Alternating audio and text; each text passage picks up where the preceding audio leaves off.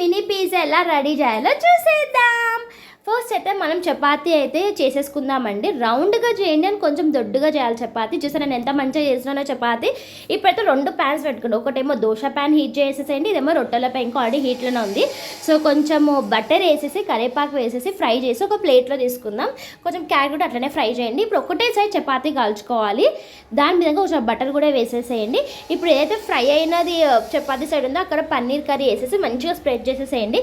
ఇప్పుడు already heat అయిన pan మీద చపాతీ పెట్టి దాని మీద ఆనియన్ పీసెస్ వేయండి, మంచిగా స్లైస్ చేసినవి క్యారెట్ తురుము వేసేసేయండి అండ్ ఫ్రై చేసిన కరివేపాకు కూడా వేసేసి మంచిగా స్ప్రెడ్ చేయండి.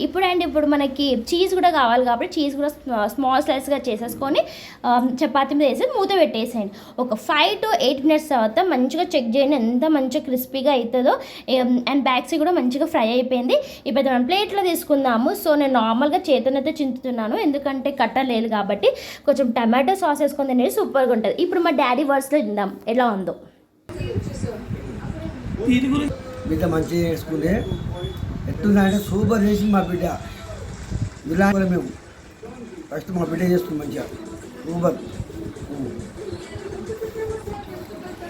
చూసారా ఫ్రెండ్స్, ఎంతో టేస్ట్ అయిన హోమ్ మేడ్ మినీ పిజ్జా అయితే బాగుందండి. మీరు కూడా డెఫినెట్గా ట్రై చేయండి. Bye friends.